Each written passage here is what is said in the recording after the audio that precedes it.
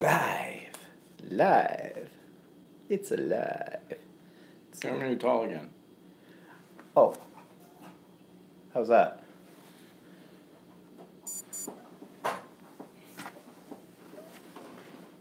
There we go.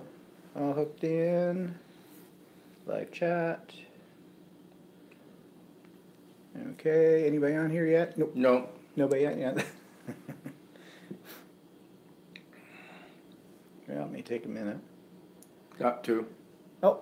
Yay. Two people. One of them could be me. Yeah, three. Oh, hello, people. Hello. Who have we got today? Welcome to Stephen and Walter Live 2018. Catherine's here. Hello, Catherine. Catherine's from the Allentown. That's that Catherine. Okay. And I'm just checking my master list here of everybody's names, trying to keep up with who's who and Mr. Organized. where they're from. Well, I think it's a nice personal touch, you know, like kind of a deal. You know, people like to see their name. Maria is here. It's good evening, Maria says. It's late afternoon here. Still light, actually. Yeah, well, Maria's in the UK. And I'm just writing that down. And how many are we up to now? 8. Hello, everybody. Okay, so welcome to Stephen and Walter Live for Sunday, January the, what's today, 7th, 2018. It takes a while to get used to thinking about it being 2018. I always find it takes a month. 20 more days to my birthday. Oh, yeah. 20 more days to Walter's 60th birthday. I think we should chop off a leg and count the rings to make sure he's not lying about his age. I think he's older. No, you probably Probably need to what? do that to you. I doubt you're. Oh, yeah, right. I'm 6 months older than you. Yeah, well. Yeah, right. Cindy's here. Sandy's here. Hello, Cindy and Sandy. And Maria says it's 9:01 p.m. over in the UK. Yep. Mm-hmm. Late night. It's only 4 o'clock here. 5 hours difference. And if you're wondering what we're drinking, nothing too exciting. Just beer. Plain old beer. Beer and cheese. That'll bung you up. That's what my grandmother always said. Don't eat too much cheese, it'll bung you up. And yet, my grandmother always had tons of cheese all over the house. When we went there as kids, she'd put cheese on everything. She loved cheese. And she always went out and she bought, I don't know where she got her cheese. My grandmother used to go out and get food. Didn't you get that Boulderson or whatever cheese out in? No, Empire. Empire cheese. Yes, that was always their favorite one. Anita is here. Hi, Anita. Anita's from Ohio. Chicago, right, Anita? Miss Purple Potato, that's Jody. She's here. And she's from Colorado. And we've got Brenda. Brenda, where are you from? I never made a note of where you're from. And Maria says she's glad it's back to normal after holidays. Yeah, I know. Whatever normal is. I took down the Christmas decorations on Monday, Christmas or New Year's Day. They're gone, they're away, and I may not see them for another few years because... And I couldn't really take out the outside ones down because everything's frozen here. Yes, we have been having really cold weather, and for... Cold for us, too. Cold for Canada, well, for this part of Canada. Like, at points, with the wind chill factor, minus 35 degrees C. Well, the actual temperature is more like minus 23 C, which is minus 9 Fahrenheit. But it feels like. But then when it's windy, you get something called a wind chill factor, which makes it extra cold. Yeah.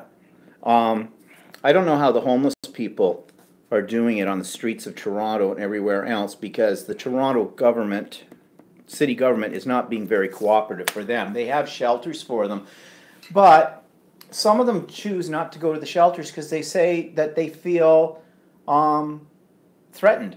That people in those shelters will steal their clothes, steal whatever they've got. They get into fights, the whole bit. They'd rather,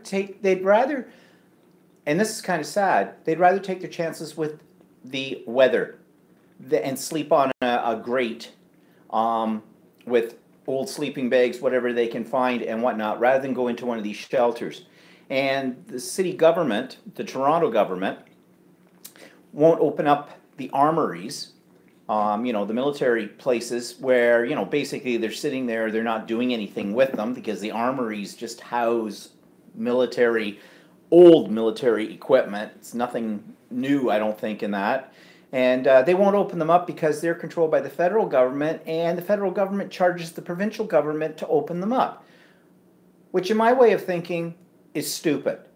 I mean, we're a socialistic type of country, and because we pay such high taxes, those taxes are there to look after our people. And these people need to be looked after, especially in weather like this. Like, how many of them have to die on the streets before the governments will do anything? Well, obviously it doesn't matter because a few have already. So, Canada the good. Well, it could be a lot worse, I know, but it could be a lot better too. But anyways, what are people saying here? Sandy says that she turned 60 on February the 1st. And you're what? January the 28th, right? 27th. Or 27th. I always get that mixed up with your mother's date, which is November, I know. But anyways, it's really cold in Ohio as well. Yeah, I would almost think sometimes Ohio's probably colder than it is for us here. And what is the color changing effect I see to the right of Stephen? Catherine wants to know. We have something called hue lights. Hue lights are lights that run off of our Wi-Fi system, and you can set them up for different scenes, and they change colors. And what I have, you can just make them look like regular light yeah, bulbs, you can make them. We put them to change colors because It's called the color loop. I don't know. I don't even notice them anymore. No, I just think it's kind of pretty. And it looks nice outside when the light shines through, because we have one in our living room at the front of the house, which looks out onto the street. Although I'm having trouble with that bulb. I can't get it to shut itself off. They're on a timer, but the timer's all in your cell phone and through a little thing called a bridge that plugs into your internet system. And this controls them all. And until we got the iPhone 10s, they were working fine. Suddenly, with the iPhone 10, the ones in the living room that you see the color glowing behind me, work fine, but the one in the living room doesn't want to shut off. It comes on when it's supposed to, but it can't shut off. I'm still trying to work that problem out. It's driving me mental, especially because when we go away, you like to have your lights come on and go off to, make people think you're home. Kind of a deal if anybody's coming around to thieve your property. But anyways, I'm still working on that problem. But that's what they are. They're kind of cool. You can even make them, if you've got your stereo on, music playing, you can even make them go disco-y to the beat of the music. Although, this is the setting we like now. They're not particularly cheap. No, they're not cheap, the bulbs. Yeah, each bulb's about $60, so. Yeah, so but they're fun. Cindy says, it's nice to have it light at 4 p.m. We're having the same weather. Yeah, the days are getting longer, I guess, which is good. Well, December 21st is the shortest day of the year. Yeah, well, right? I set the outdoor Christmas lights to come on just after 4, and it was beginning to get dark then when I did that in December. But now it's still light out. Now it's still light out, so. I can see outside from where we're sitting here through our patio doors. Jody says, yes, I work in the human services field, and it's very sad but true. They tell me the shelters are dangerous. It's a big problem. Yeah, there's one shelter in Toronto called Seton House, and they were interviewing a guy in a wheelchair that's homeless on the street the other day on the news, and he called it Satan House. And he said there's no wheelchair accessibility. There's no help for him if he has to try to go to the bathroom. It's not accessible for him in his wheelchair and the whole bit. It's really, what's it say about our society when we don't look after the most vulnerable that are out there? I mean, we pay enough taxes that they should be able to do something for these people. And a lot of these people have got mental health issues, emotional issues, all kinds of issues. These people are the downtrodden in society. And, we should be doing more for them, I think. Let's see, what else here? Anita says it would be the same way here. Yep. Ilona's here. She says hi. And hi, Ilona. And Nairi is here. Hi, Stephen, Walter, and everyone. Hey, Nairi, what's the temperature in Australia? Yeah, she's in Adelaide. Yeah. What's the temperature in Adelaide? Since we're going to be there in about 3-4 weeks. It's probably a lot warmer than here. And well, actually, I looked at it the other day on my phone, and I think Adelaide was pretty warm still. yeah. Well, it is warm. Oh God, that's my new war cry now. When are we going to Australia? Actually, funny thing about going to Australia. Last night was RMG Fridays, and we've talked about RMG Fridays. That's the art gallery that we volunteer at, and we are attendants. Chop off the fingers and the hands of anybody that touches the art, or as Walter likes to do, chase them down when they're in areas where they're not supposed to have their drink with them. And he gets a sadistic pleasure out of that. According to this, it is 7 a.m. and it's 18 degrees C. 18 degrees C. Yeah. Well, that's pleasant. Which is 64 Fahrenheit. That's pleasant. But it's morning, it's 7 a.m. Oh, so it'll probably So warm it's up. supposed to go up to 26 today. Oh, that'd Which be is nice. Mm-hmm. Would be really nice. Yeah, let's see, minus 26 here. We're 26 plus we're 7. balmy right now. We're it's minus 7, which Mhm. is 19 degrees Fahrenheit. Yeah, so yeah. We were minus 23. Which shorts weather. Why aren't we out running around half naked in the yard? Well, that would scare the neighbors for more reasons than one. But anyway, so I was talking to a guy in the art gallery, and he's going to Australia in the middle of February. And his son, I guess, lives in Melbourne and is teaching there. He couldn't get a teaching job in our country, so he went over there for a while to get one. And we were talking about it, and they're doing a cruise. They're starting with a cruise, very much like what we did a year ago, from Auckland down to Sydney.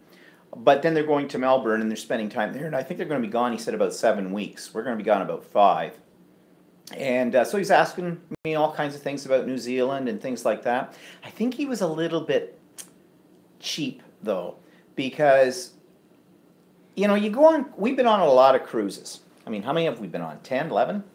No, about 10. Is it 10 now?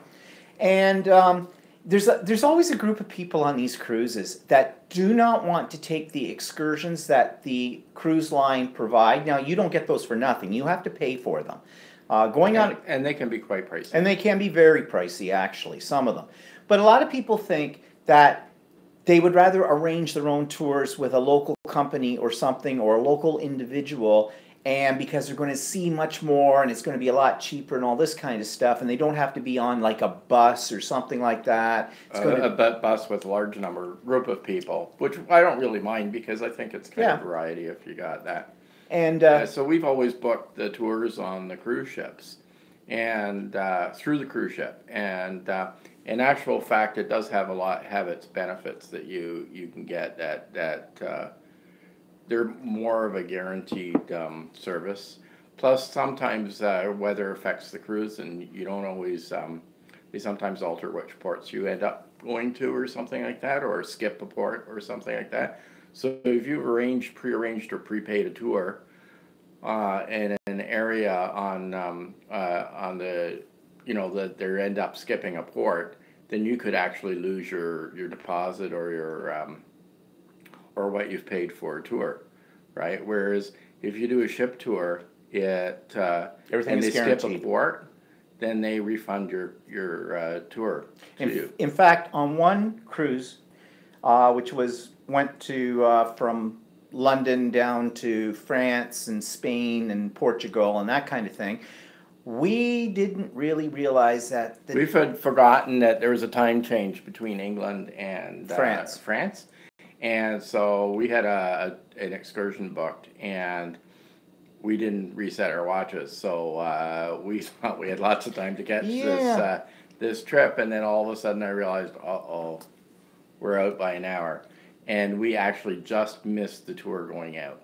And they were really good about it. They refunded us the entire money on the tour. They were able to get us on a different tour. Which turned out to be better than the tour we were going to take. It turned out positive because the tour we had booked was a long bus ride to get to the destination, and the one we ended up on was a shorter visit, and actually turned out just as well. But if we had booked a private tour, they may not have waited. I don't know. They may have waited. I don't know for us, but it worked out in the long run. Yeah, and then you get on to the bus, because we've been in that situation where you're sitting and you're waiting and waiting. And then these latecomers come on, and if looks could kill, and I'd rather not be on the end of those looks that kill, kind of thing. But this guy, I said to him, well, yeah, they're expensive, but I said they're well worth the money, and told him that. And I asked him if he'd been on cruises before, because oftentimes a lot of people go on cruises for the first time and they think they're like an all-inclusive resort, that like your booze and your tours and everything are included, and they're not. That stuff is all extra, and it can be very pricey for those kind of things. So you need to budget that in if you're planning a cruise. There are some other things like the cruise companies like to say other things like spa treatments and oh yeah, stuff they're a like business. that. So And they'll have specialty restaurants where they'll charge you a surcharge to go to the specialty restaurant, which in some cases can be quite substantial. And we never end up. We went to a couple specialty restaurants on one cruise a long time ago, and we just decided it wasn't really worth it. We were already paying the money for the food on the ship. Why go to a specialty restaurant? you know, they can nickel and dime you to death too. So, but we usually go. We've been on several different cruise lines, but the one that's pretty much our preferred is Celebrity, and I was explaining this to this guy too, and I didn't want to sound like a snob, but we usually go Aqua Class. And Aqua Class costs you a little bit more, but you have a different dining room from what I call the plebes. And you have a balcony room. And, well, yeah, but that's... And all the Aqua Classes, all balcony rooms. Oh, okay. But we always get a balcony room whether we're Aqua Class or not. But because really... And then I said that to the guy. I said, you know, well, are you getting a balcony room or whatnot? Because he was asking me what side of the ship we were on, because he had heard if you were on the starboard side, you got to see the land all the time. But if he had an inside room, what difference does it make? Well, he didn't say he had an inside room, but he doesn't have a balcony room. Oh, okay. So I said to him, well, he says, well, we thought about getting a balcony room. He says, but you know,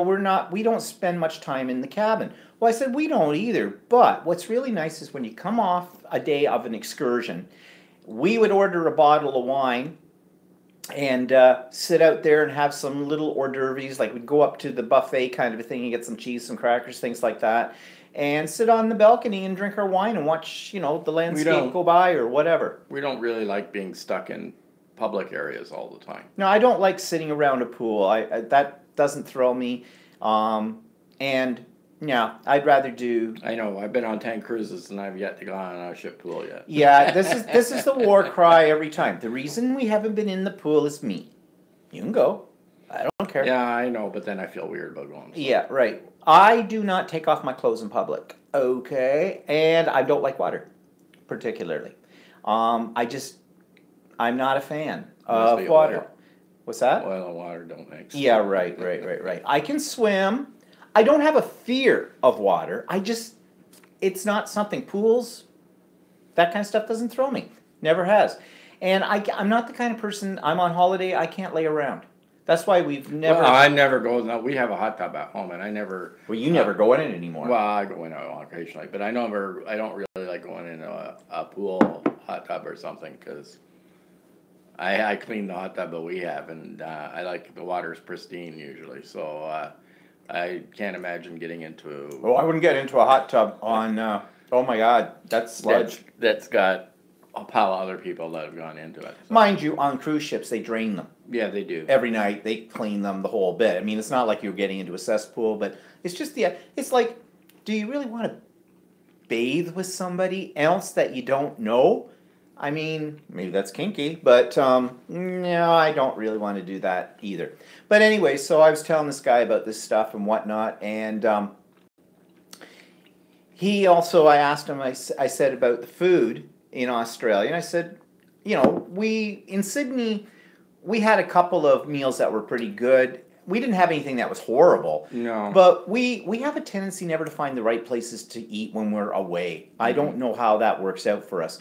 But I told him, I heard that Melbourne has some really interesting and a range of foods there. And we've been watching YouTube videos about it too, and it does look like they've got something for everybody. They look very multicultural there, which is something we're used to here.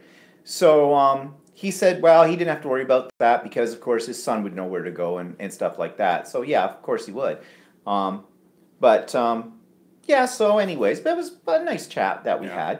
had during that. Um, there was something that was leading up to, and I Yeah, forget who what it knows? was. I don't know. I lost my train of thought right off the track. Let's see what people have been saying here. Um, Brenda wants to know what kind of music do we listen to. Ah, that's a good one.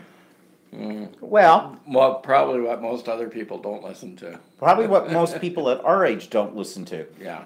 We're into electronic music, trance, if you know what trance is, um, dance music, but like Euro dance style, electronic dance. We always have been. I have Always, satellite radio in my car, and I have it tuned to BPM, which is the dance music yeah. station.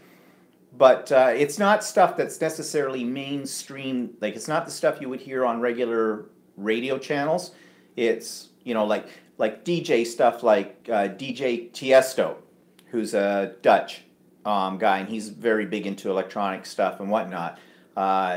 David, what's his name? Gata. There's Dead Mouse. Oh, Dead Mouse, who's Canadian. It's stuff that probably a lot of you And it's usually pretty current what we listen to. Yeah, We don't listen to. I mean, I liked when I grew up. I liked some of the hard rock and stuff like that. Yeah, see, I was never into like I hard was rock. Alice Cooper fan. And in those days, but I don't listen to that anymore. So yeah, we're into that kind of stuff. My father used to hate it because he'd come here, we'd be playing it. Can't you turn that stupid stuff off? Turn it down. And I said, no, my house, my we music. grew up in the 70s, so we were exposed to disco and everything. So. Oh, disco. I remember my disco days. I was such a disco queen. But anyways, let me see here. Anita says, hey guys, I've been wondering if there was any new info on the rich couple who were found dead in Canada. I think he owned a pharmacy company. Oh, no, I don't think there is any. That's still somewhat of a mystery. They're still investigating it. Yeah. And whatnot. I think you're talking about, I forget their number, Honey was the woman. Honey and I can't remember. Their names. And they were remember her first name. Who calls her kid Honey? They're it's probably a short form for us. Yeah, probably. Name. She's probably got some name that's this long, and she's shortened it to Honey. Like my mother. My mother's name was Hendrik. Oh yeah, right. Well. But everybody called her Henny. But anyhow, they were found. They were found hanged. You can be well hung, but you are hanged if they kill you, okay? I was an English teacher. I know the difference. There's a joke in there somewhere. So they don't know. At first they were thought maybe it was a murder-suicide, and then the family seemed to think that that's not true, and so it's still somewhat of a mystery, so they're not sure what they're doing with it. So I was just looking here at other discussions. Katie says she loves cruising. You do mean on a ship. Okay. I'm just seeing what else is here.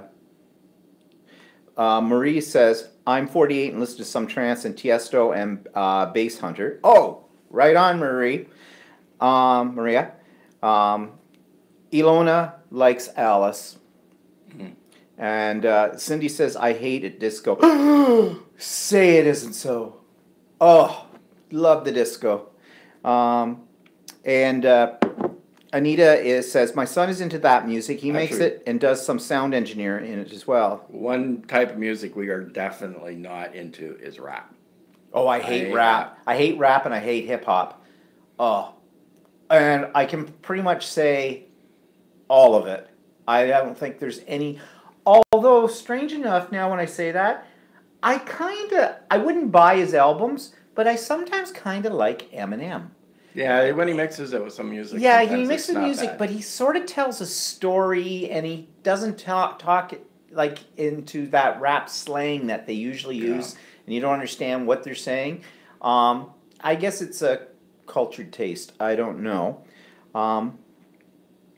Anita says, thanks. I've been following that story about the honey and her husband, but not heard any updates.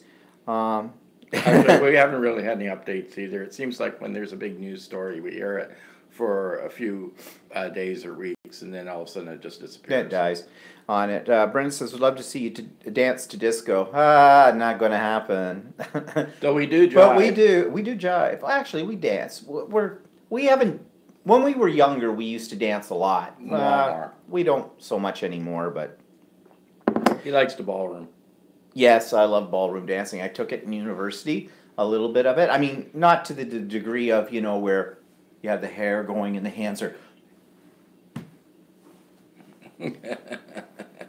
kind of thing. I wanted actually for us to take ballroom together, and there are ballroom I've classes. learned how to follow. Yeah, he knows how to follow.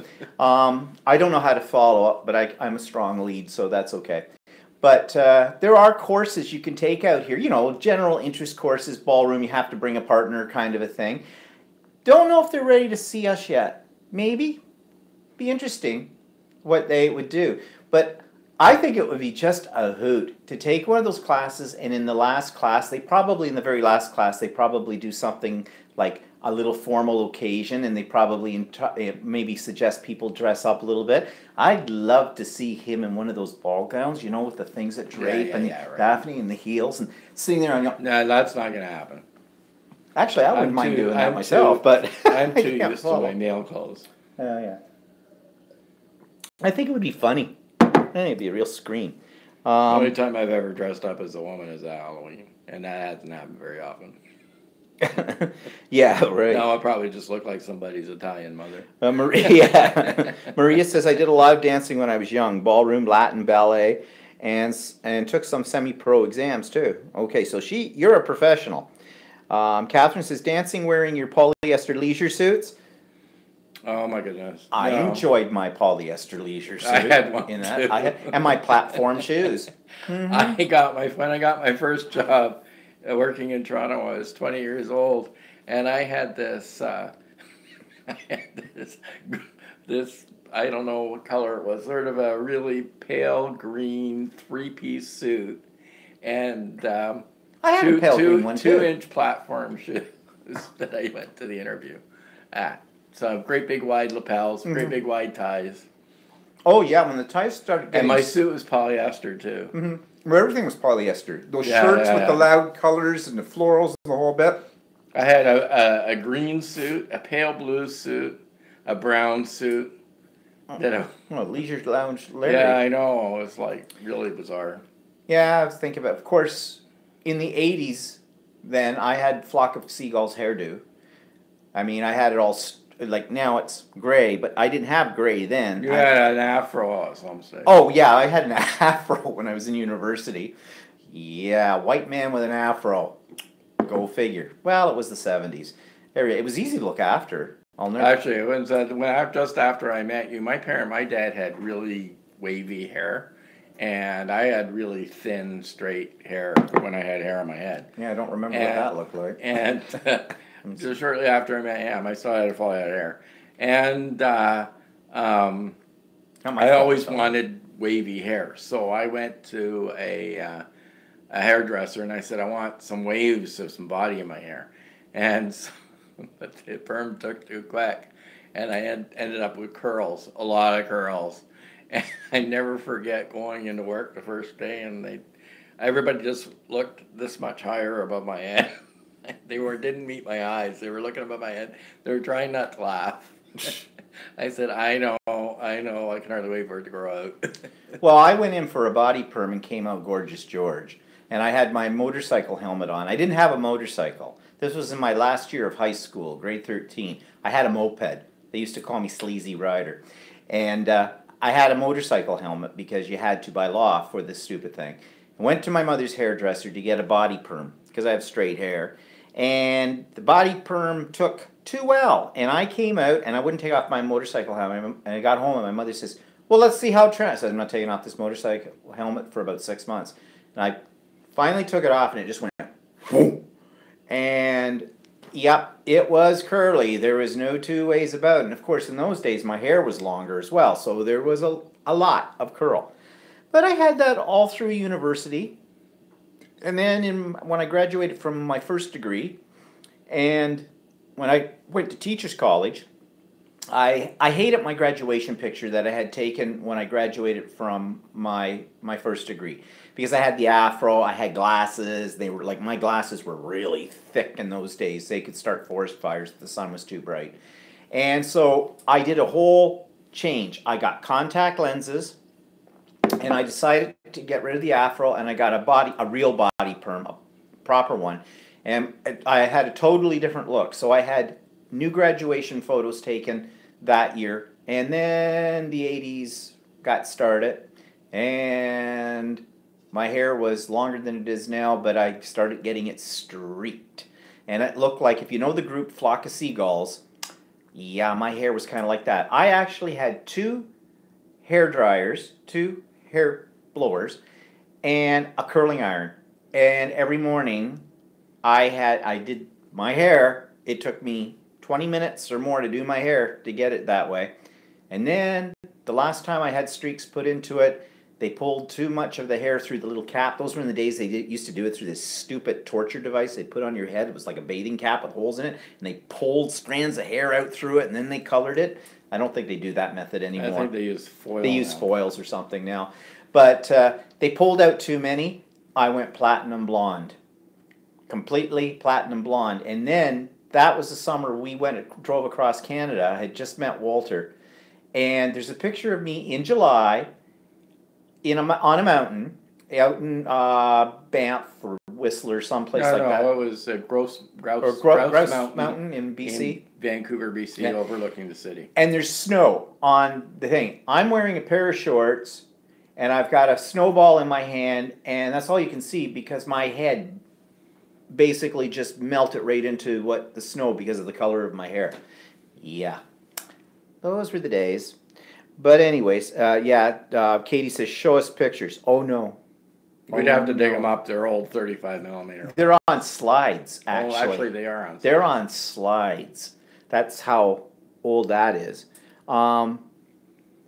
Jody says, I still have my favorite disco dress, and I'll be 60 in December. It's probably time to say goodbye to it. I hitchhiked to California to be on Dick Clark American Bandstand show. I used to watch American Bandstand. That would have been cool with that. And Katie says, oh my God, those highlight caps were torture. Hi, Susie Q. Catherine says, I was a farm girl from PA and moved to New York City in 1969. First year, bell-bottoms, beads, and off to Woodstock. And Virginia says, oh yes, my sister would do the highlights for me using the cap with all the holes in the crochet hook. Yep. Yeah, it was torture. My sister took hairdresser. Her first husband was a hairdresser, and she had a little bit of hairdressing knowledge, so she used to my two sisters would do it to each other. So she had the cap and everything. And Susie Q says, yes, pictures, please, please. Actually, don't you have some of those pictures on your Facebook? I have some of them on my. I have some of them on on my computer somewhere. Well, I thought you posted them on Facebook. No, I started converting them, but I don't know if I got the one with Snowball. I started converting them, and then I got tired of doing it. I think you have one, though, where I'm sitting next. It was someplace out west, and there was that little statue of like a Marilyn Monroe look-alike. Yeah. And I'm sitting on the bench with my arm around her and sort of doing something rude to her chest. Yeah. Yeah. And that has my blonde hair on it. Yeah. So, Susie, if you want to see some of those, I'll have to dig them up. Go to Walter's Facebook. I'll have to dig them up. Let's see what else here. Sandy says, have you noticed that all the old styles are coming back around again? Yep. Everything that's old is new again. That's the way life works. Yep. But you know, I've been hoping that hip-hop and rap would just be a phase, and it's been around for quite a long time. Mind you, I don't play it as much as they used to. But. No, and it has evolved a little bit, like with people like Drake, are from Toronto, but he's internationally known, and he sort of does not so much rap, he's sort of the hip-hop, but actually his music's not bad. I don't mind Drake too much with that. Brenda says, don't like rap, don't like polka. Polka. I love a good polka. I wouldn't sit around and listen to polka music. I wouldn't listen to it. But it's a lot of fun when you're out somewhere and they put on a polka. Because I went to a university, a place called Guelph, and Guelph is next door to another place called Waterloo in Cambridge, and they are sort of a lot of Polish people live there, and they have Oktoberfest every year, and so polka is big at that Yeah, time I of sort year. of was. So I learned how to polka. I was sort of when I grew up. My parents were older, so they were really into the swing era, like Tommy Dorsey and the See, I like Mills swing music. Brothers, and I can't remember who else. And they played a lot of that stuff, some polkas and stuff like that. So I was subjected to that when I grew up. And Brenda says that her mother would make her dance to polka when they were living in New York. Yeah, I know, it's fun. Actually, polka's mostly fun when you're half snapped. Yeah, when you've had too Yeah. much to drink. Yeah. And you're at a wedding or something. Yeah. I mean, one of our very first trips to Europe was a bus trip, and we were in Munich, and we went to the Brauhausen or whatever, which is a big beer garden kind of thing, and they do like Oktoberfest for the tourists all Yeah, year so round. they have the big steins of beer. And they've got the Fraus And then they running have, around like- with the Fräuleins with like their pork-hocks. yeah. And And- I'll never forget. We were with we were younger in those days, and we were on. I would hope so. Yeah, we were on a 35. Yeah, were we on a Kontiki tour? No, actually, we were on a Trafalgar tour, but it was their. That's the one I had It signed was- the waiver, didn't yeah, I? it was their 35 and under, and we were just 35. You were just 35. I was just 35. Yeah. You were 34 still. Yeah. With that, I actually had to sign a waiver saying that if I died, I wouldn't hold them responsible. Yeah, really, Yeah, 35. 35. Now, supposedly the itinerary was more aggressive than a seniors tour, and Seniors tour at 35. Yeah. yeah. Well, no, I imagine we would have been bored on a seniors tour. at Well, that time. shoot, I would think so. But the tour was a bit more aggressive. Anyway, so we went to that thing, remember? Yeah. And then there was a Kentucky tour there. That's and right, Kentucky that's right. caters to younger crowd. What happens is that the group that we were more like over 30s were on our tour, and the Kentucky tours all had like 20-somethings on the tour. That's Stella, but that's okay. You can open those. Oh, wait. That's all right. You can open those. I'll open what I want to open. Okay. I'm trying not to. So anyway, so I never forget that. There's this young girl there, Yes. and Yeah, that's and the what I boys, was thinking of. and this young girl had this halter top on. She was quite voluptuous and everything else, and she was drunk, really drunk. Right? And these boys in the group were dancing with her and swinging her around. And the reason they were swinging her around It was hope for was fallout. to hope her boobs would fall out of her top, which they did several times. Yes. So we kept calling it an atomic top. Atomic outfit, 80% chance of fallout. Yeah. But yeah, that's what I was thinking of, was that time. That was fun. We were young. Whatever. Brenda says, our community has first Friday night during the summer months, and we have big band sound like Tommy Dorsey. It's really magical on a nice summer evening. I like big band. I like swing and that kind of thing. My father, when he was younger, used to play in different bands and things. He had his own band, actually, in the 50s. I was too little to actually remember it, but I've seen pictures of it. And he played the trombone. And my dad always liked swing music and big band music and stuff like that, too. So anyways, yeah, memory lane. We must be getting old. So another... What? I like the songs from the 50s too. Well, yeah, I like 50s And music. the 60s, And and I the like 70s, and 70s. the 80s, and the 90s. I don't know, I think my favorite is still Eurodance. Modern electronic I stuff. mean, every once in a while, I turn the station on the 80s station and listen to the 80s stuff. Yeah, you had that on the other night. But Actually, I have the 70s on there. yeah, I forgot about some of those songs, but then they just make me feel old. So anyways, moving on here. Oh yeah, funny coincidence. The neighbors that lived right next door to us and the neighbor that lives next door to them, they're all going to Australia too. Not together, No, they're separately. going to New Zealand. Well, What? No. Well, no. The lady that's 2 doors down is going to New Zealand. She's not going to Australia at all? It's just New Zealand. Oh, but Rick and Janine They're are, going to Australia and and New Zealand, yeah. like this. So it seems like everybody in our neighborhood's going to Australia and or New Zealand. I don't know why. Yeah, we're leaving in February. It's the new Florida. February, and next door neighbor's leaving at the end of February, and the woman that lives next door to him, she's going in early March. So, geez, we should all get together and share our pictures and experiences with them.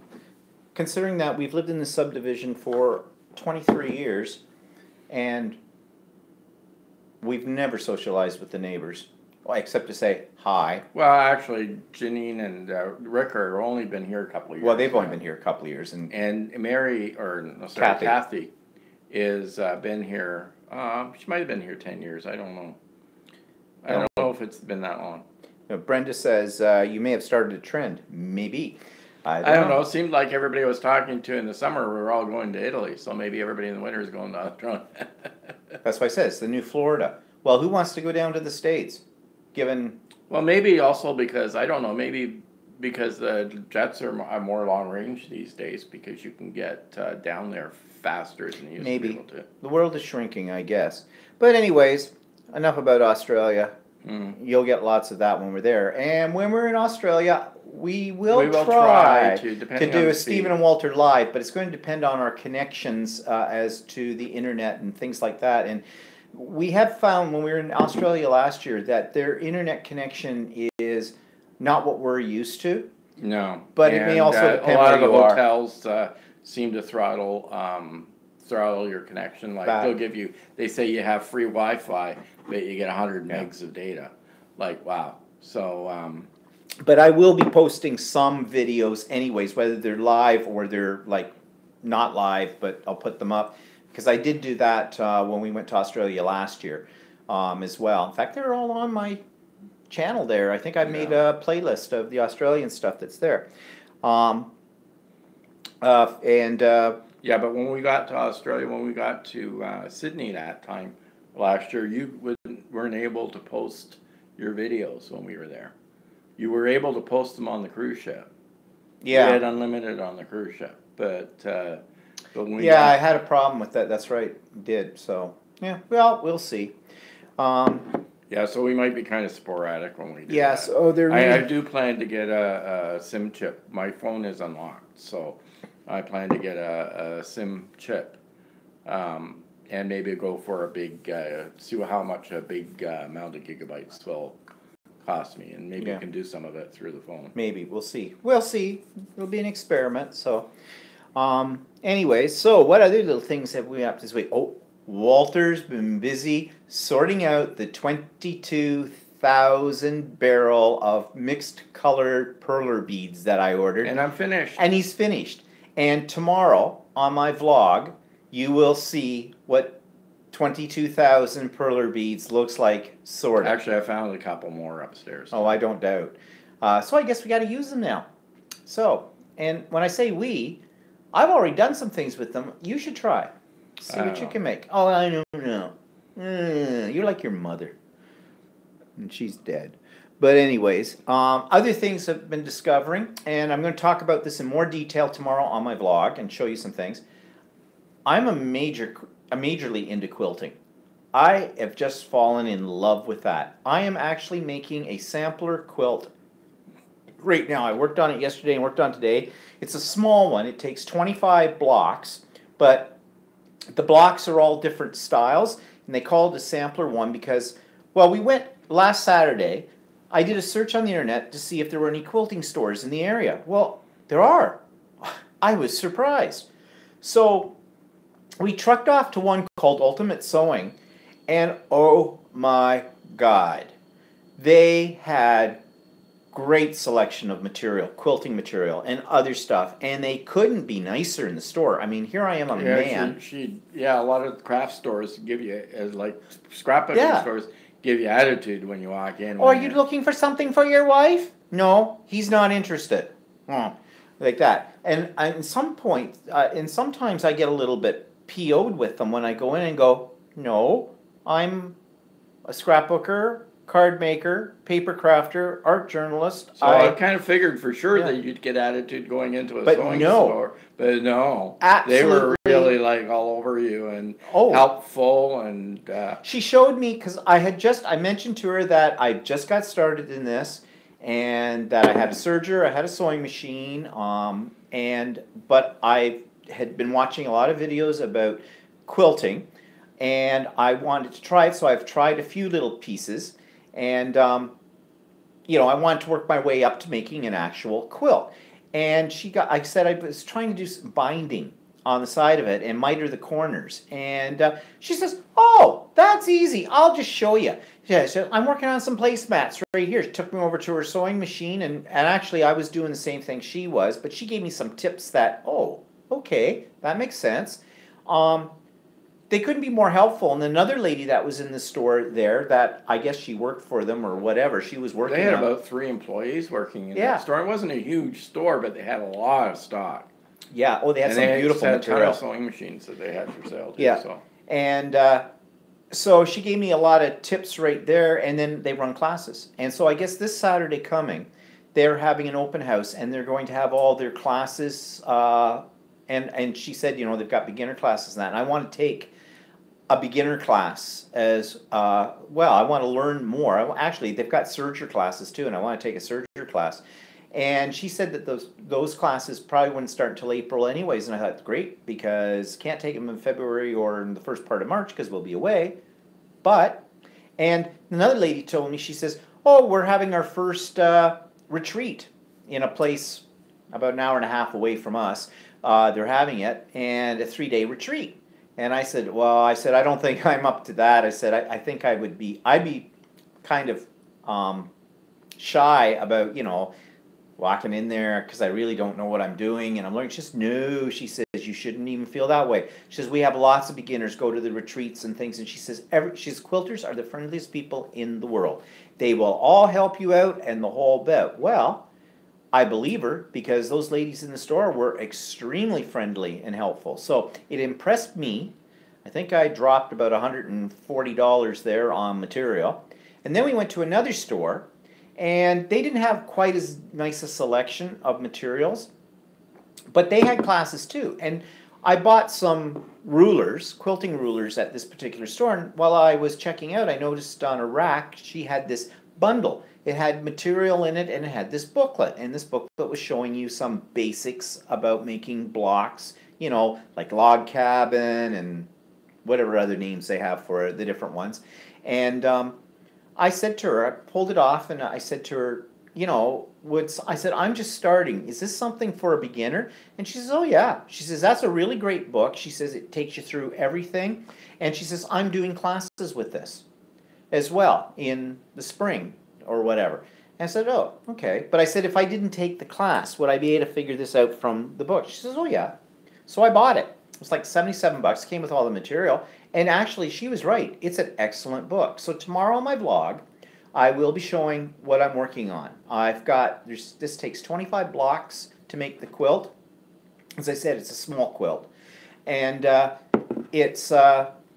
already made 16 of the 25 blocks that go into it. I was, just before we went on air, I told Walter I was doing this thing they call the log cabin block, and that's the only one that I didn't think the instructions were as clear as the instructions for the other blocks that I had done, but I think I figured it out. And yeah, I'm living the quilt dream now. I don't know. Suddenly my art journaling mixed media are going down the tubes, and I'm all about quilts, so that happens with me. I get on a phase. But I really like doing this stuff, so I'm going to do more of it. But tomorrow I will talk about that on my vlog. Just back up here, what people have said. Katie says maybe use internet cafes. Oh, that's an idea. That's an idea, yeah. Except I wonder how they work that as far as prices, or and whether they'll throttle it down. And Catherine says 22,000. How many colors? How many colors? 30. There's 30 colors. So it's about if it's evenly distributed, it's about 750 beads of each color. Plus, I ordered a bunch of packages of solid colors, not ones that come in a big barrel where you have to sort them out. as well, and they came the other day. So I've got a lot of perler beads now. So time to get out to the perler bead. Oh, your bread is beeping. Well, no, it's just my dough. Walter's making French bread in the bread maker. Susie Q says, Anita says, I'm getting names right, am I not? Yeah, Anita says, I think there are lots of men quilters and sewers. There's a lot on YouTube. I can tell you that. In fact, I watch one on a regular basis called Man Sewing, and he's really good. He shows you a lot of neat tricks and things like that. With that, Susie Q says 25 blocks doesn't sound so small to me. Well, they're only 6-inch blocks. Well, it's bigger than a lap because she had one done and she showed it to me and I took a picture of it, and I'll show on my vlog tomorrow a picture of what the final product is supposed to look like. We'll see if mine looks like that. Actually, what you showed me today, you were doing a pretty good job of it. So actually, it's not as difficult as I thought, but the blocks are fairly easy to do. And I've got this special, I bought some special quilting feet for my sewing machine, and I have one called a 1/4-inch foot. And you know, you have a 1/4-inch seam allowance, and it's on my sewing machine. It's hard to see where the 1/4-inch is because it's basically right under the needle. But this foot has a indent, physical indent in it, and you can line it right up with the edge of your material, and you'll get a 1/4-inch seam, and you can keep it straight. But then I was having trouble with it. My needle kept hitting it. There's a hole in the center of the foot where the needle's supposed to go through. Well, the needle was over here, and it kept hitting it. And I thought, but the first time I tried it, it worked fine. And I had taken that foot off and put the standard foot back on. My other feet were working all right. Why wasn't this? And I thought, well, it's got to work. Well, you know, it helps if you read the manual. I only read the manual at the last minute. Well, apparently I can shift my needle from the left to the center position, and my needle, for some reason, had defaulted to the left position, and that's why it was hitting. As soon as I put it to the center position, no problem. And that's what I've been using to do these blocks, and it's working out pretty good. And then yesterday I invested in a new rotary cutter. I have several rotary cutters, and I have a really good one. It's by Fiskars, and you know Fiskars, they make scissors and everything. Their stuff is good. I have their paper trimmers and stuff. Always had good luck with them. But I said to Walter, you know, this one that I've got, I haven't had it that long. It hasn't cut that much material, so it's really not dull. But when I'm cutting, I'm getting like little parts that don't cut all the way through, so I have to go and sort of clip them. And I'm thinking, well, what am I doing wrong or whatnot? So I had the 45% off coupon at Michael's. So I went over and I was going to get the new Fiskars one that has like this handle that turns in 3 different ways. So it's, you know, I thought it might be better. But then I see this one by, what do they call it? Not Olaf. I want to say Olaf, but that's not it. But they are a major manufacturer of quilting supplies. Yeah, Ol something. They're a major manufacturer of quilting supplies. Oscar or something, I can't remember. Anyways, they had one there, and it was I thought it was $3 cheaper than the Fiskar one. So I thought, well, I'll get that. Get up to the checkout, she puts it in, and before my coupon, it was $71.99, not $46.99. But I had a 45% off coupon. Well, I thought, well, you know, you should invest in good tools when you're sewing. Don't cheap out. So I got it. It's remarkable. It cuts through material like butter without any effort. I was using it yesterday and today. Sure, it'll cut through your fingers. That you got to be careful. Yeah, I'm pretty sure you can cut right to the bone with that. I keep my hands well away from it. Yeah. Like mandolin. Don't talk about the mandolin. No, don't do that. We don't want to go there with that. Let's see. Man Sewing is great. I've met him in person. He's a really nice guy. Yeah, he's got great videos. I've learned a lot from him. Catherine says you need to check out paper piecing quilting. Extremely accurate and easy. So I'm assuming that's with paper, not with material. I did paper piecing years ago. And actually, funny you should mention it, because last night when I was watching some YouTubes when Walter was sous viding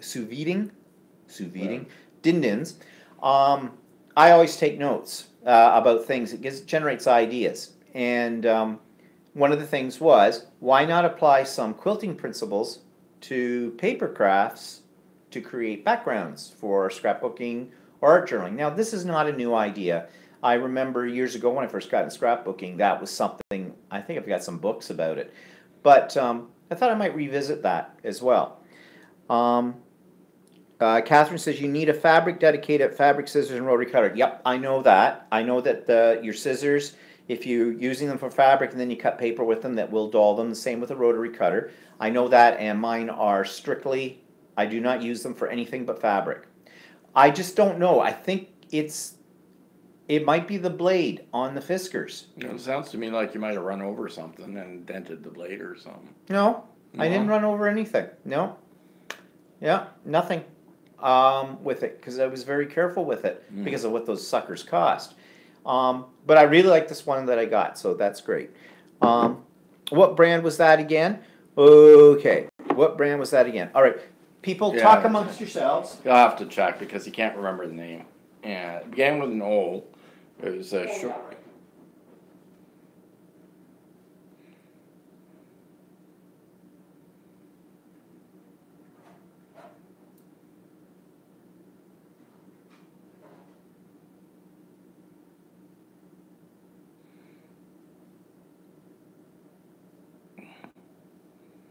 So I'm not sure what it is. It's I thought maybe I'd look it up on the phone, but I can't find it either. So he really likes this other iron that you can get called, I think it's an oleo or something. It pops up after you're done ironing. Where is he? Okay, people, you asked for it. Shouldn't have got me going on this. Well, I got myself going on it. Okay, so here are the rotary cutters. This is the Fiskars one. It's a 60 millimeter, and I haven't had this one that long. I only bought this about a month ago. This is the one that I bought yesterday. It's 60 millimeter as well, and it's called Olfa, O-L-F-A. And I've seen their name on other quilting supplies and things like that. And this one, it's a bad boy. I'm not even going to put my finger near that blade.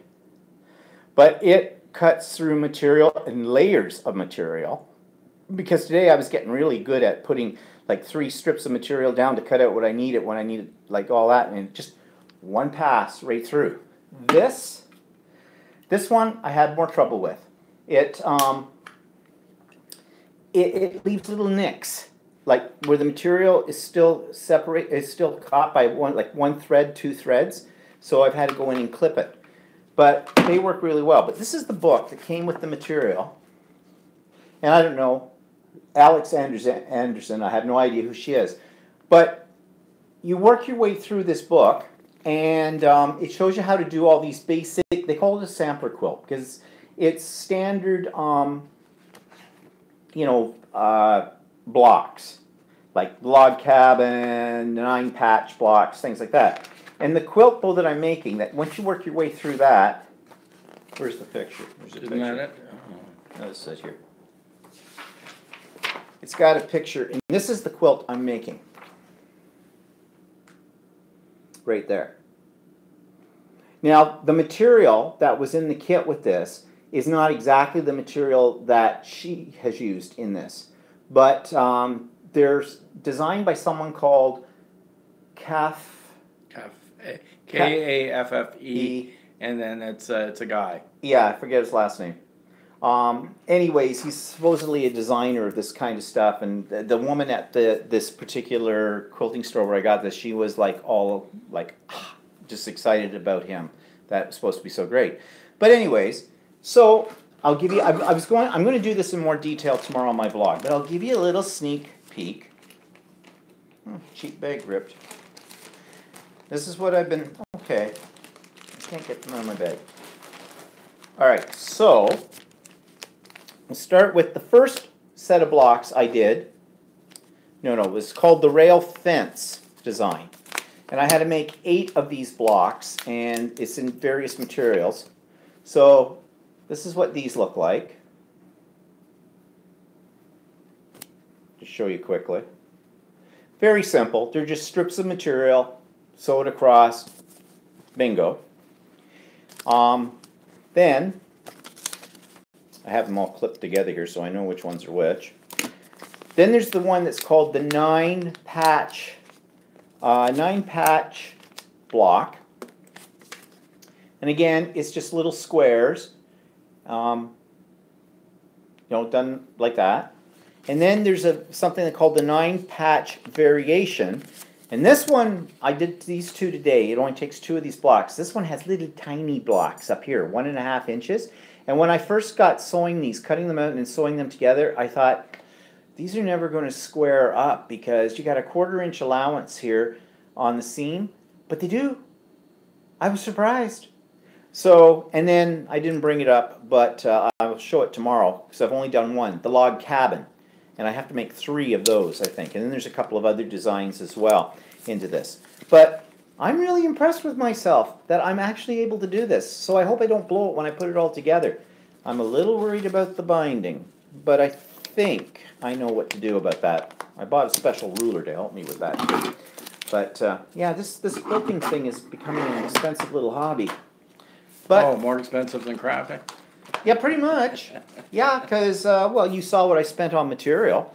Actually, I gotta get back to doing my snake class. I said I'm gonna start. I said I gotta start again when we come back from holidays. But it seems a lot cheaper than anything else because all you have is about 5 different tools and stained glass, and then you've got your materials, and that's it. Yeah. Well, let's see here. We've got a lot of discussion going on here. And the glass isn't that expensive. Yeah. Ginger scissors are best for fabric cutting. And Anita says, what brand was that again? It's OF. OLFA or? Olfa. OLFA. Yeah. Olfa. And I don't know if you can see Sounds that. Swedish. Yeah, I don't know where they're manufactured. Sounds IKEA. Yeah, like IKEA. Yeah, like a Wukenflumen. Oh, I got strings on my phone. Okay, and let's see. Nairi is back from getting her blood work done. Have coffee now to relax. Okay. Well, back from the vampires. Yeah, back from the vampires. Nice to have you back, Nairi. And Catherine says your patterns are cut from paper and you sew directly on the paper. Carol Doak is a great teacher. Oh, okay. I have seen that name before. I'll have to check her out. I think it's on YouTube.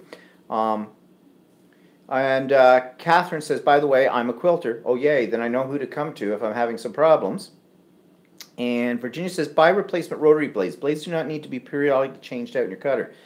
Do need to be periodically changed out in your cutter. Yes, I know that. But I have not used that Fiskars one much at all.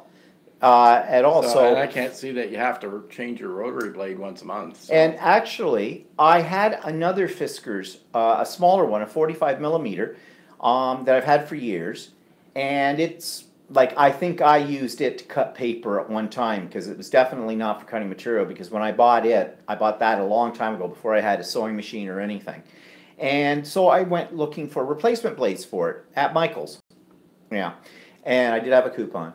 But they didn't have 45 millimeter replacement blades the day I went in. But then I got pricing what they were charging for the replacement blades and what a new one cost. And really, it was, might as well just buy a new one because the difference was not that great. And I had a coupon. So that's when I bought the one I showed you. And I don't know. I thought it was something I'm doing. Somebody said here, take it back. Take it back to store if it's not working right.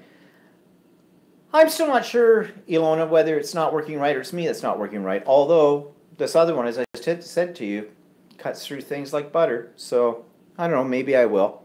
I don't think I have the bill anymore, though. That's the other problem. That's the bill, yeah. Yeah. Well, no. Usually I keep bills, but for some things I throw them out. Walter, how's your bead sorting going? Oh, Nairi missed that. Oh yeah, 22,000 this week. Yeah, got them all done. Once I get going, and go. Actually, I started watching a TV show called Between. I watched all 12 episodes while I was doing beard sorting. Oh. Well, sort of watched it. Sort of. I can't do that. I can't watch TV and do something. I have in my computer room, my desk, right? I have my laptop, right, and I have hooked to a 42-inch TV screen or no, it's 40-inch TV screen that I use as my monitor. Yeah. And I used it for work and everything too, so, which is really nice. And then if you want to watch TV or something like that, you can watch TV on it. So was doing the sorting on top of my closed laptop and watched the program sort of half in between when I was doing the sorting. Yeah, so he got through them all. And tomorrow on my vlog, I'll be showing you. And I don't want you to get what another those look one like. because I don't want to do another one. No, well, I wouldn't have the patience. But it was your idea to get the 22,000. You said, why not get the Yeah, I 22,000? must have had something to drink. So I did. So anyways, oh, Cafe Facet, that's it. Yeah, He's that's known it. for his very bright colors, yeah. Yeah, he's a knitter. Glenda says, hi Glenda. Glenda says he's a knitter. Yeah, I went on YouTube and I found an interview with him and all he talked about was knitting. He didn't talk anything about his fabric designs. I'll have to look for more videos about it. And Maria says, oh, that is the gentleman that knits at 100 miles an hour. Okay, and Oh, wow. yeah. And yeah, I'll be showing my final product, Susie, when I get it done. It's going to take me a little Little long. while, yeah. Not that long though. Actually, once you get going, I find it's fairly actually fast. Walter, super work. Nairi says, and Sandy says, Cafe Facet. He's in England. Started out as a knitter and wrote books on that. Now he has a major fabric line and teaches classes all over. He designs beautiful quilts. Check out his books at Amazon. Yeah, and actually the materials I showed you in those blocks, all of those are the Cafe Facet materials, because that's what the lady told me. She put them together from her store, but she was telling me about this guy. Of course, at the time, I didn't know who he was, so. So anyways, and Iris says she's been watching The Ashes on TV while I'm crafting. Ashes? What's that about? I haven't seen that one. Now, that moves us down to what we have been watching. He's been watching this show called Between, which is I what? finished, and they haven't made any more, so. I think I watched the first episode or two Well, of actually, it. it wasn't that great. It was okay while I was doing beads. It was kind of a bizarre premise that this little town was subjected to this virus or something when everybody over 22 died type of thing. But it had a lot of holes in it, like a lot of these sci-fi shows have. Like, they don't take account for a lot of stuff that, these people are there and, like... Well, it's fantasy. Yeah. Whatever, science fiction. I've been watching science fiction too. I've been watching one called Salvation, and I was binge watching it, and it's about basically this big asteroid that's supposed to hit the Earth and annihilate everything, and they're trying to make it go away, like go a different way, and there's a lot of interpersonal things happening and whatnot. It's kind of interesting with it. Actually, I kind of like it. Both of these are Netflix productions. I wouldn't have gone on to watch the Between it if I wasn't doing perler bead sorting. So. Oh, so Nairi says, I've been watching The Ashes on TV. And Marie says, our Englishmen are melting in the heat, I hear. Nairi says, test cricket between England and Australia. And Nairi says, yes, it was 55C in the middle of the pitch yesterday in Sydney. In Sydney, wow. In Sydney. Holy crap, 55. Yeah, we're complaining about the cold. Yeah. Oh, Glenda says you can see some of his videos and lessons on Creative Bug. Okay, good to know. Things to check out. Jennifer, you're late. Oh, we'll have to penalize you for that, Jennifer. I'm so sorry. Yep. You've missed everything. You'll have to catch on the rebroadcast. Not just kidding. Glad you're here. Better late than never.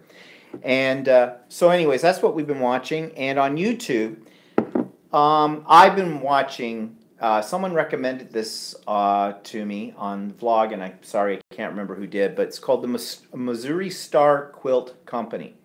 And they're pretty good too. They've got a lot of tips and tricks. Almost sounds like the Misery. Yeah, well, the woman who is the president or whatever who does the videos, that's her accent. She sounds like it's the Misery Star, not Missouri.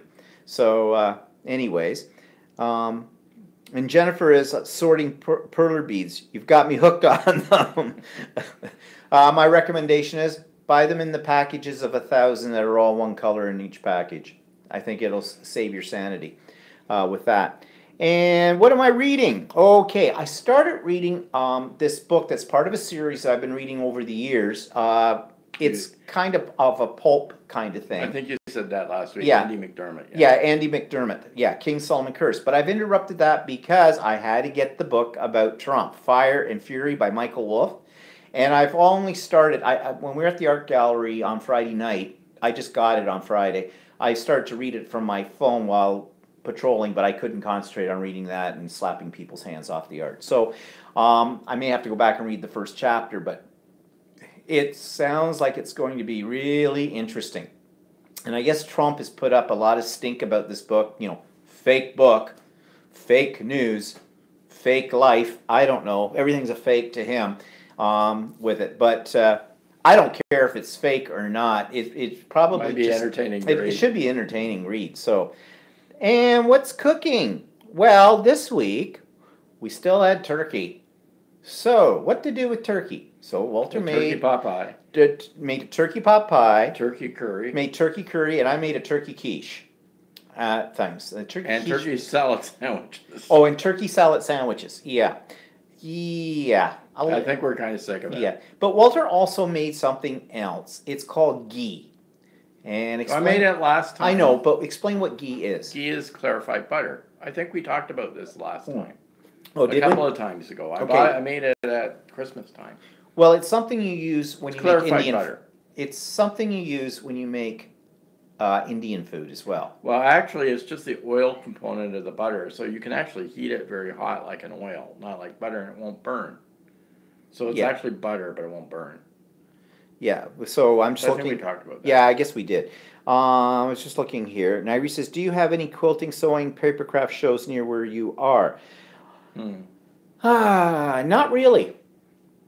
No. The closest thing we've got is that there's something that happens about 3 times a year. Well, a couple of things. One's called Scrap Fest, which is basically a large crop that There's runs. a sewing show that happens in the fall. Yeah, I was getting to that. Oh, okay. Could I finish this first? No. Oh, fine. Be that way. Get to the point. Have a drink. Go away. Anyways, now I forgot what I was going to say.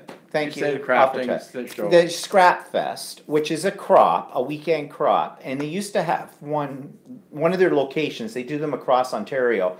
One of the locations used to be here in Oshawa at our local college, but they stopped doing that a couple of years ago. I used to go. I was the only man and 120 women there at it, and I've got 3 lady friends that I've known for years, and we crop together. And we used to always go. Now they've moved it to some other locales that aren't so convenient. I went to one not too long ago. Well, 2 years ago. I don't know, 2 years ago now, maybe. And it just didn't have the feel for it that it used to have. And then there's the thing he was talking about, the creative sewing and some, I forget what they call it now. I don't know. They keep changing the name. Near the airport in Toronto, which is about 30 miles Yeah, away. they just had that one back in November or something, and we didn't go to it. I forgot. Now, you see, that was just before I discovered quilting, because I would have gone if I'd been quilting at the time, for sure. I would have been at that. But I'll go next time. I think there's usually one in the spring as well. But that's about it. That's and well, I think there's a fiber show once a year that's put on by some quilting group that comes from our region or something. But I've never been to it. A Fiber Arts, they call it, because I know they've advertised it at the art gallery. That happens once a year, but I don't know when it happens. I think it happens in the fall, but not sure. So, do we have an air fryer? Jennifer wants to know. Yes, we do. We have an ActiFry. Yeah. And we use it quite a bit, actually. We use it for making French fries. Last night, Walter made kettle chips, sort of, without a kettle, kind of a deal.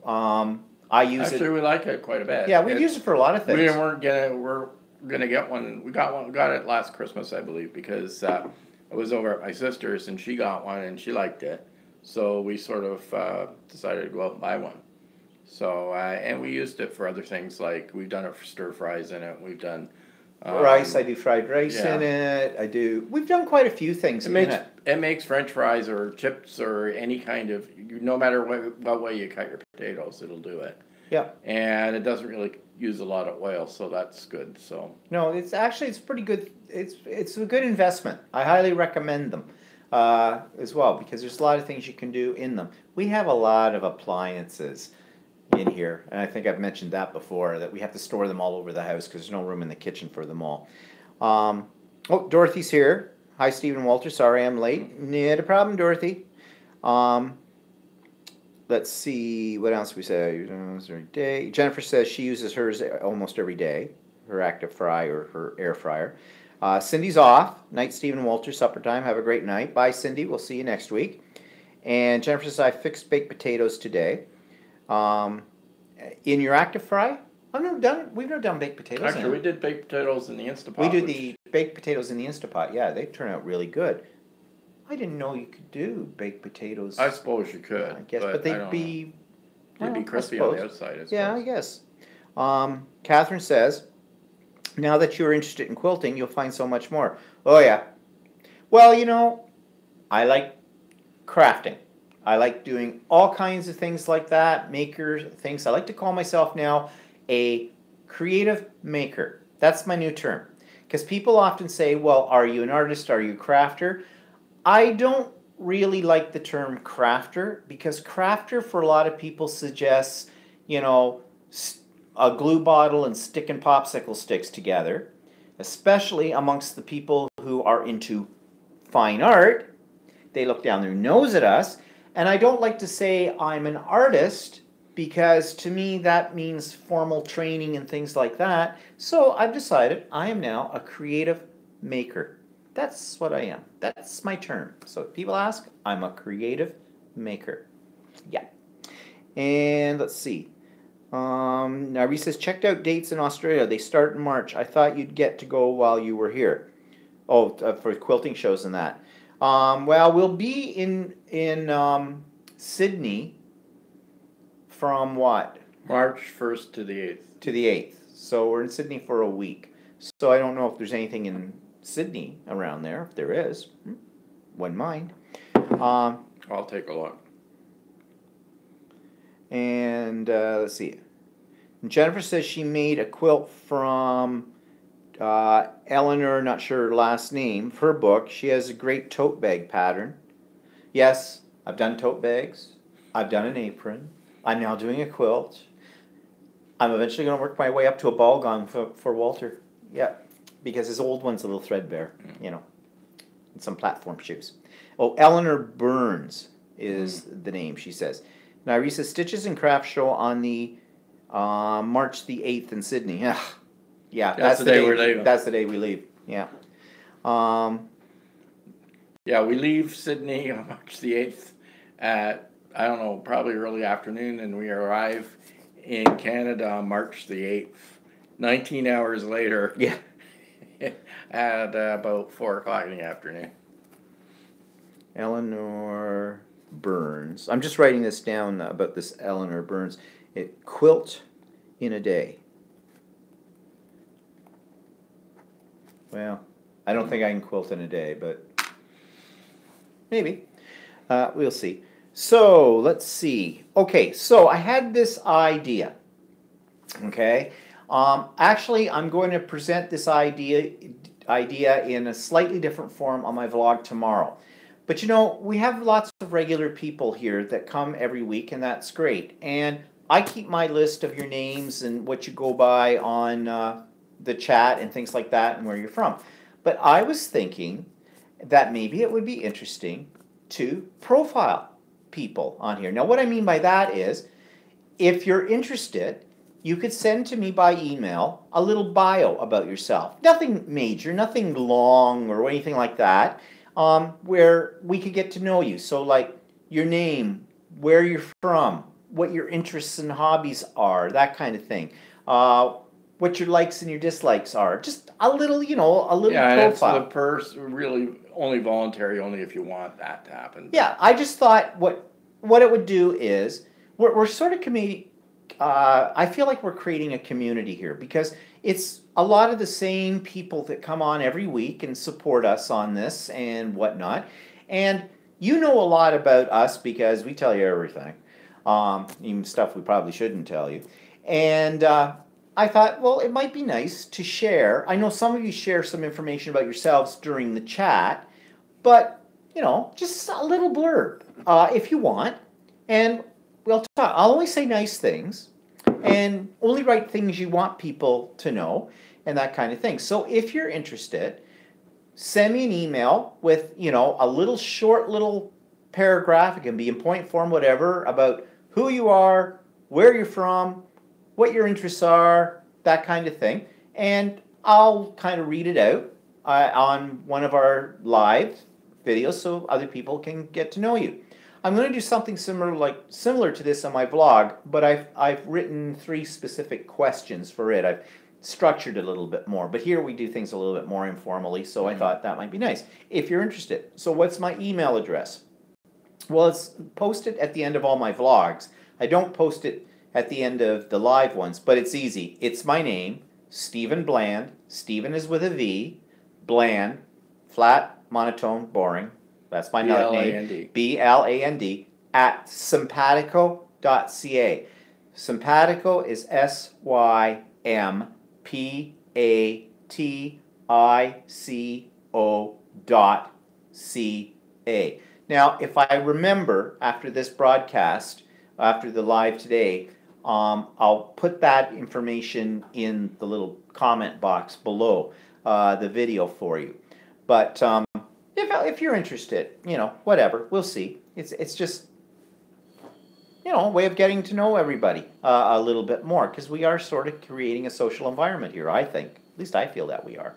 So, yeah, Craft and Bev says, can you put your email address in the notes, please? Yes, I will. And in fact, so I don't forget, I'll write that down if my pen writes. Email address in notes. Okay. Got it.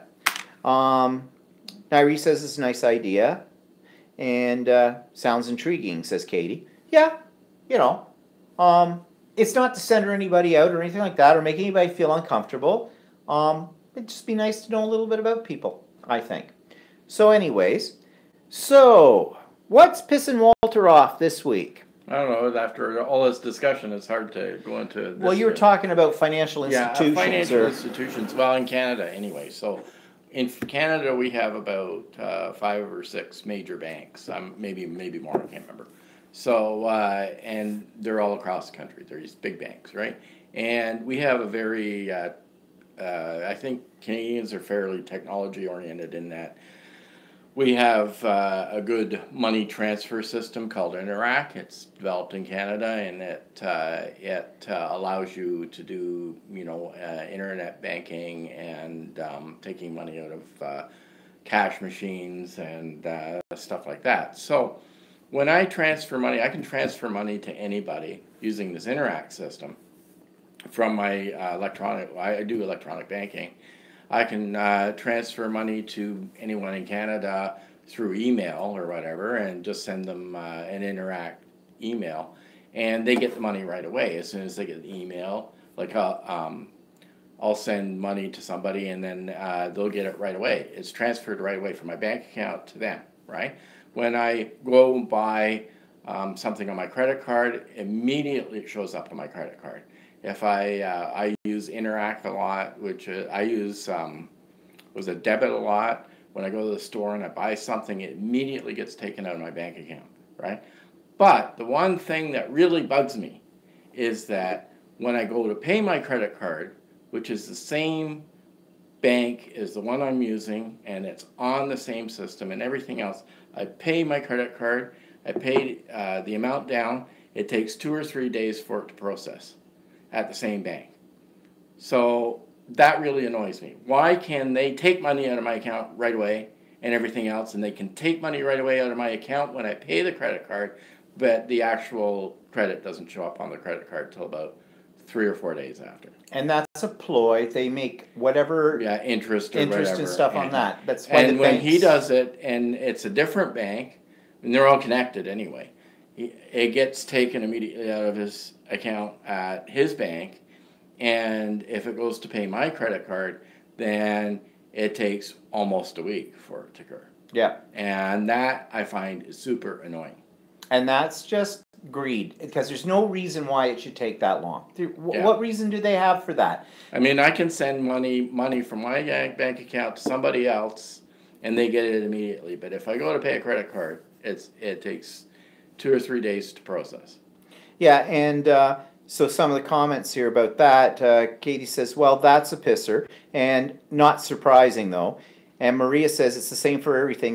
They're happy to take. Yes, they're happy to take. There's no two ways. The banks can do too little for you. Mm-hmm. In our country now, you cannot call up your branch of the bank, your local branch, to talk to them about something. You have to go through a central number, and you get somebody behind a desk who can't answer your questions, can't get a hold of your branch to do it, and so you have to make an appointment to go in, and you do it through this central number. And I don't know how many times I've had to do that, especially because I have power of attorney of my mother's accounts, and I've had to actually do something, and I've called them up, made an appointment, I get to the bank, and they have no record of it at all. And they can't handle anything with it. And part of the problem in Canada is we only have about 6 or 7 banks, and they're all have huge head offices in Toronto and many branches all over the place. In fact, they've even infiltrated other countries. I deal with Scotiabank, so and the way we do our finances would probably mesmerize people. But anyway. I deal with Scotiabank, and Scotiabank has branches all over the world. In fact, I think they even have a branch in Sydney somewhere. Yes, we saw one. And TD, he deals with TD Bank. That was our original bank. And TD Bank has opened branches in the United States and that too. So. Yeah, so some of the comments here is, Ilona says that pisses her off. And Marie says, you go into my branch and you can't talk to anyone. Everything done on machines. Yeah, that's the same in my branch. And now in our branches, what they have now is a customer counter. If you go in, and they have a receptionist there. And they can do some things for you. But if it's anything major, you have to see somebody. And oftentimes you have to sit and you've got to wait for a while to see them. Not because there's necessarily someone ahead of you. It's just that they're doing something else, and they make it sound like you can walk in. In fact, the bank I deal with, the TD Bank, they have this advertising campaign where they show this big, comfortable leather green chair, because green is their color, and it goes, banking can be this easy. No, it's not. It's easy if you're going to give them money. It's not easy if you need to do something with your money. Like take it out or whatever. Apparently, like the people that are tellers at these banks are pressured into, it came out about 6 months ago, that they're pressured into selling customers products, like financial products, right? To the point where they get penalized if they don't sell enough products. Yeah. And it's kind of annoying to go in and you're there to do some banking, and then they're trying to get you to buy a different credit card or get you another credit card or something like that. Or occasionally they will call you up and tell you about a new service that you can get, and I always ask them, and how much is this going to cost me? Oh, well, it's only this, this, and that, and some of them are so convoluted that it sounds like you're getting something free, but you're not, because they've got a loophole in there that if you do this and that, but they skip over that really fast. And what I do is I just say to them, I'm not interested 9 times out of 10, or I question them. I keep questioning them until I get the answer that I want. And I'll say to them, I'm sorry, I don't understand what it is that you want me to get, and I still don't understand what this is going to cost me. And a few years ago, many years ago when we were younger, the banks did everything pretty much for free, right? You know? Yeah, not anymore. And not anymore, because now they charge you for everything. Like the banks are the best example of nickel and diming people to death, because what's that old saying? If you look after the dimes and nickels, or the pennies and the nickels or something, the dollars will look after themselves. Well, that's what they do. They nickel and dime you to death, and they make every year record profits. I know. We've got shares in a couple of the banks. So yeah, well, I get my dividends from yeah, them, so. We get some dividends. We don't make major money on it, but that's okay. Might as well make something of it. So, Craft and Betty says, I use a credit union. I've been with them for the last 10 years, and they've been fantastic with everything I've ever needed done. Well, you're lucky because the credit union I used to deal with through my employer as a teacher, they were really good.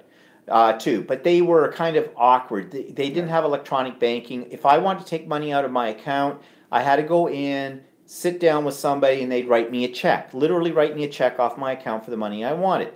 So not that that was a real problem, and in fact, in some ways, it worked to my advantage because I had so much money taken out of my paycheck every month to put into this as a forced savings, and because I couldn't readily get at it through an ATM or something like that, it made you think twice about, it's like, in other words, okay, I can't get it that easy. Well, do I really need that money for this? And so, it was a good way to save. Your credit union. Yeah, I went to, well, no, I've had a Dutch credit union Well, it's Dutch. for a while, but I have money there still, but that's sort of a different thing. They actually pay a better interest rate than the banks do. But I also dealt many years with the Ontario Civil Service Credit Union because I used to be a government employee. And I used to go there because they had free checking. So, and they had decent interest rates and everything. But then what happened with electronic banking, they started charging a lot more money, or they started charging, they had 2 banking machines in the building I worked in, which was convenient when I worked there. But then I ended up, it's kind of a long story, I ended up working at a different company that was an offshoot from them. And the banking machine was no longer available, and I would have to physically go into that banking machine to take money out of the account.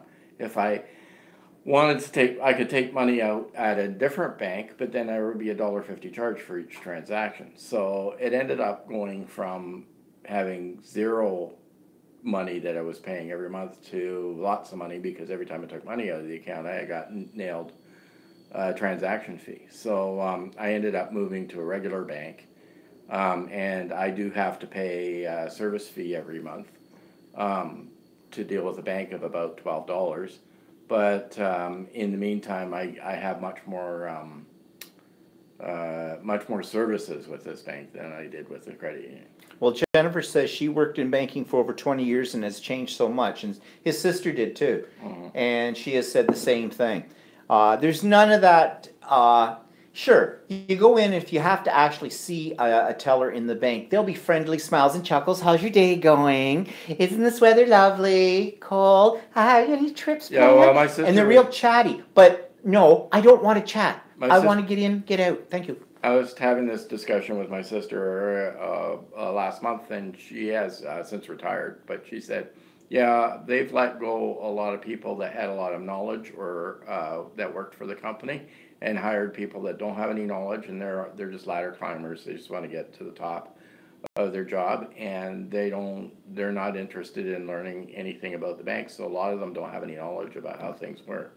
Nairi says, I had a fraudulent activity on my credit card, and my bank dealt with it quickly, and I didn't lose any money. Someone tried to use my number in Walmart, $9,300. My limit is $1,000. Actually, I will give my bank credit for that. They have called me, for my Visa card or something like that, because I have had some fraudulent activity on it, and they got right on it real quick. So I will give them credit for that. Yeah, mine did too. Mine was compromised earlier this year too, and they got on it right away. And Irie says all good. Only inconvenience was card was canceled. I had to get a new one. Took less than a week to get a card. And they did cover. There was a payment that actually went out, and they did cover me for that compromise. So actually, they're pretty good that way. But then it makes you wonder about their security system. They're a bank. They're supposed to be encrypted in the whole bit, and all our cards in Canada are chipped. So we have to. When we buy something at a terminal at a store, we have to use our PIN number to actually get into it. Yeah, to do it. So I don't understand if they are one of the institutions in the world that have the highest security levels because they're dealing with billions of dollars and things like that. Why this stuff happens to them, which makes me think it's an inside job, but I don't know. Katie says, I had someone try to hack my eBay account last week, but I got an email that my password was trying to be changed. Yes, I have things set up on mine too to let me know if there's something like that kind of activity happening on mine. Yeah, actually, my bank, as soon as I use my credit card or my debit card, it sends me a message to my email that says that I've used it. So I know right away whether somebody's trying to use my card for something. But there is a plus side to the banking system in this modern day and age in terms of this fraudulent stuff and like that. Those are probably good things that they do and they check up on it. But it's the other things. It's the nickel and diming that gets me. They already, how much more bloody money do they need? You know, like really, greed, greed, greed. In fact, that leads into my little vlog and what's pissing me off tomorrow. But we'll talk about that. Yeah, okay. Okay.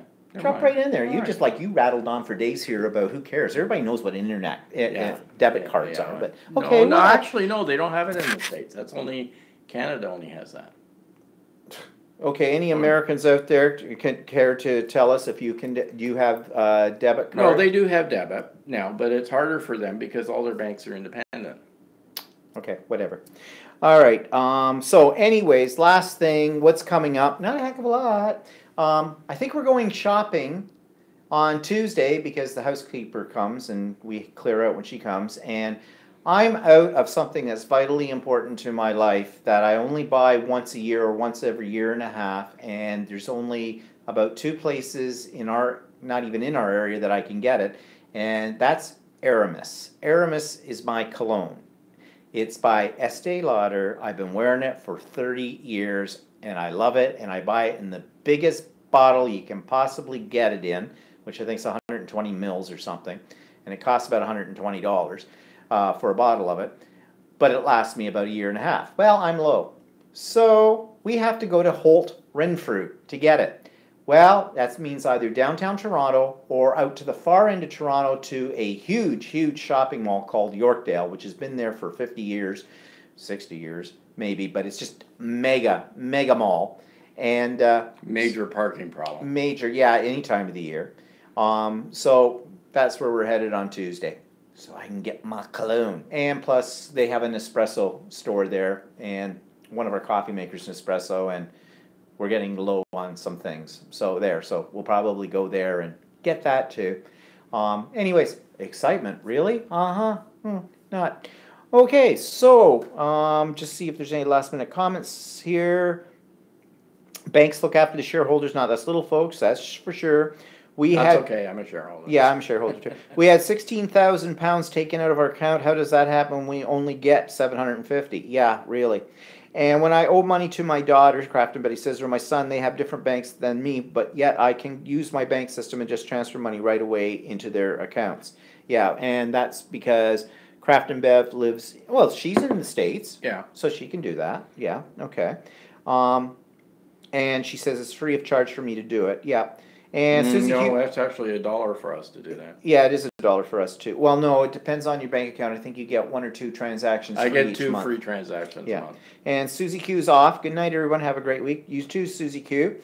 And we're going to be off with that too as well because we've hit our time here. Gone a little over that we usually do. So anyways, tune into my vlog when it gets posted tomorrow, and we'll see everybody next week. And quite frankly, take it.